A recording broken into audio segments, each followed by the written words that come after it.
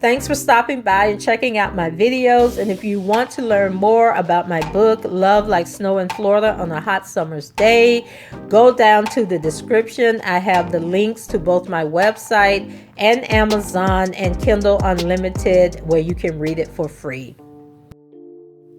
Hey everybody, this is Tracy here with another edition of A View from Tracy's Point. And if you have not heard already, the Eastern District of New York is trying to throw everything that they have, hoping that something will stick. And so, as you know, they're in the phase of the trial or pre-trial where they file what's called motions in limine, where they produce who their witnesses are going to be, the evidence that they're going to present. And so today there was a very, very, very, very long motion that was filed. There were actually several documents. I've downloaded them all, and I'm going to try and read as much of it to you all. Some of it is recapping what we already knew was in the indictment, but the bombshell portion of it we'll get to, where they are trying to do, with the Bill Cosby case, where they had to bring up these 5 women who had accused him of doing things to them, although he was never charged for those allegations or tried in a court of law. And so basically the Eastern District of New York is going to try and pull that maneuver, and they're going to come up with these people who I guess came in and talked to them, but R. Kelly wasn't charged in the cases involving those people or with the allegations that these people allegedly brought forward. And then we got some shenanigans with Daryl Johnson, and you guys know we were just waiting.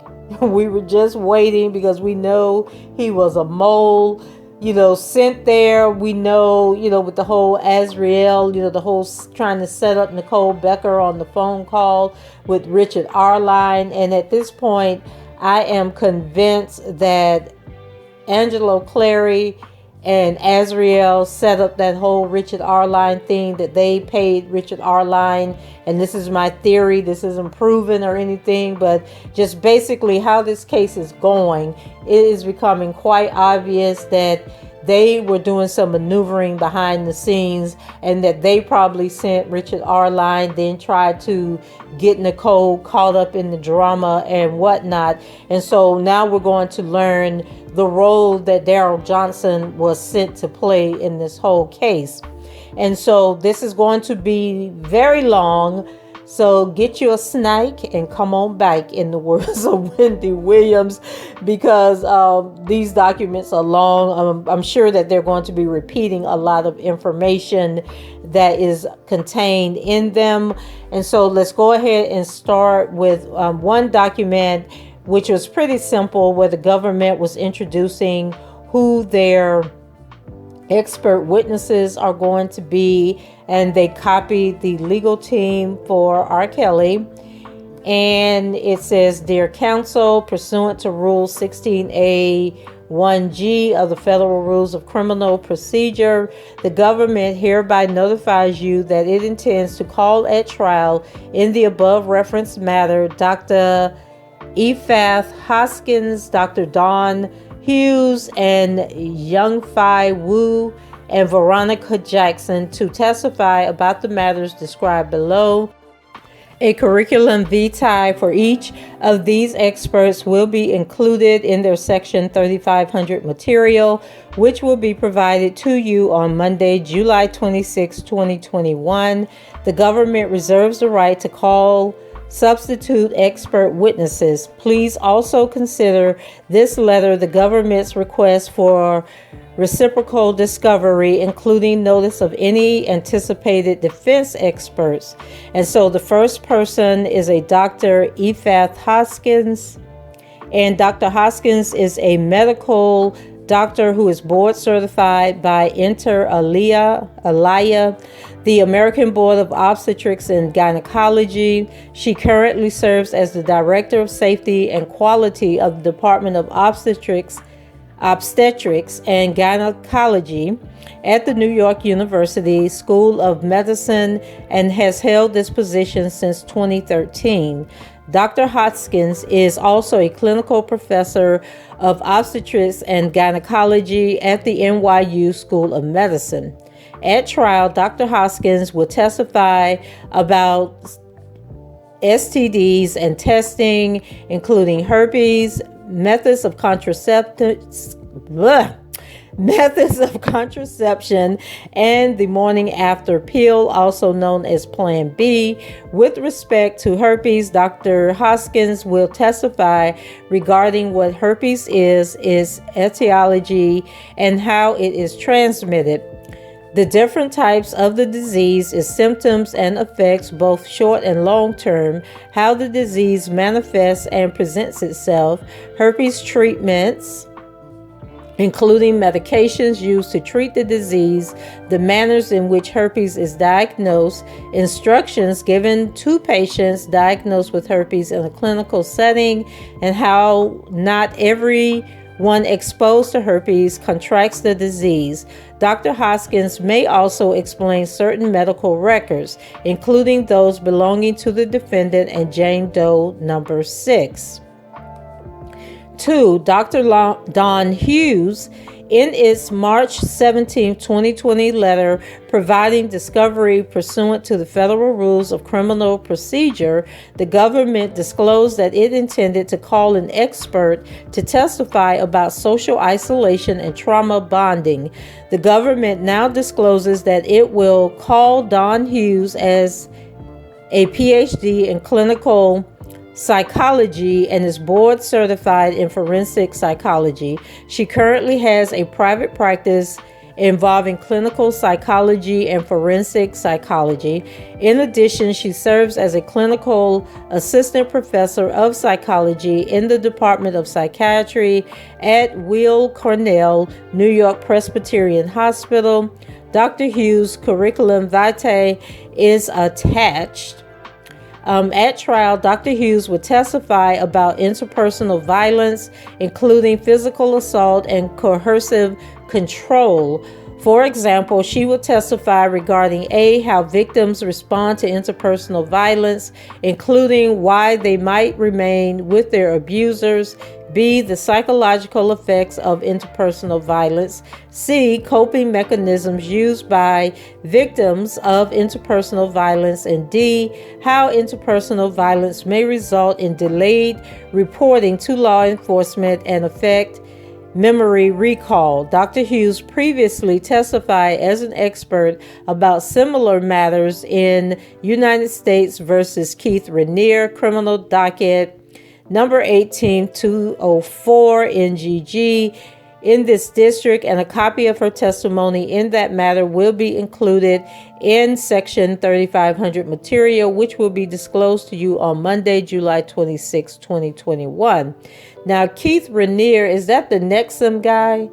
So basically what the defense needs to do is go and pull up that documentary about that and see exactly what this woman is going to say, and then they can get a witness to contradict or counter what she has to say. And then number 3, Young Fai Wu and Veronica Jackson. In its March 17, 2020 letter, the government also disclosed that it would call one or more experts to testify at trial about the examinations and conclusions set forth in Discovery Exhibit 118. The government now discloses that it would call Young Fai Wu and Veronica Jackson, who variously recovered DNA from a t-shirt provided by Jane Doe number 4, which you guys know is Geronda Pace, the t-shirt, and determined that the DNA profile from the recovered DNA matched the profile of the defendant, as described in further detail in the materials provided in Discovery Exhibit 118. Both witnesses are employed by the Illinois State Police Division of Forensic Services. As the defendant is aware, the government recently obtained a DNA swab from the defendant, and the ISP is undergoing a comparison of the defendant's DNA. That swab of the DNA recovered from the t-shirt. The government will provide the results of that DNA comparison as soon as the government obtains it. Given that an individual's DNA does not change over time and that the DNA recovered from the t-shirt was previously determined to match the defendant's DNA, the government anticipates that the results of the revised analysis will be the same as those disclosed in Discovery Exhibit 118. So let's put a pin here, because they were talking about this on Twitter, and I can't remember, is it Pretty in Pink? I think is her handle on Twitter, but she had shared that they showed up at the hearing with Nicole. I think it was the one where they were determining whether or not Greenberg, Leonard were going to leave and Nicole was going to get to stay. That they came in, to do this DNA swab, that they had a warrant for that. And to me, that didn't make any sense. And it just seems like grandstanding to me, because about 10 years ago, there was a law passed that stated anytime someone enters the prison system or corrections, like once you're arrested and you're held in jail, whether you've gone to trial or not or been convicted, that in both state and federal law enforcement, they can take your DNA sample. And some states don't do it, but the federal government does it. And so the fact that they're stating in this that they already had R. Kelly's DNA, so what was the point of serving this warrant and then coming in and, making a scene during the court proceedings in order to force him to do this DNA testing? It just made absolutely no sense to me, but we see the type of games that they are going to be playing. And you know what, guys, I am going to end this video here. And I'm going to mark these like part 1, part 2, part 3, because I don't want to, confuse the issues and separate what is going on. And so basically in this video, we covered who some of the expert witnesses are going to be. And it looks like they are bringing in some of the experts, or at least one of the expert witnesses who also testified in the Nexum trial. I believe that is who this Rainier guy is. He was the one that led that cult-like organization where he had these stupid women, on this compound with him, acting as his slaves and all this other nonsense. And these were wealthy women who actually paid him hundreds of thousands of dollars to be a part of this stupidity that was going on. And stuff like this really annoys me, because they want to walk around and talk about, how powerful women are, how strong women are, and how women are going to rule the world. But if women are so strong and so powerful, how do they keep getting caught up in stupid stuff like Nexum? Like, why are they so stupid that they're paying tens and hundreds of thousands of dollars to some man, to make them feel good about themselves and get themselves caught up in this cult that he had going on? And so he was found guilty and sentenced to like hundreds of years in prison, or over 100 years in prison. It was some crazy amount that, he'll be dead before he ever served all that time. But, that's what they're going to try and pull in this R. Kelly case. They are going to go above and beyond to get a conviction in this trial by any means necessary. So I am going to end this video and mark it that these are their expert witnesses. And then I'll come back with part 2, where we'll talk about the other information that came out today. So go ahead, leave your comments below, rate the video, and subscribe to the channel if you haven't done so already. And until the next time, I shall talk to you guys later. Bye-bye.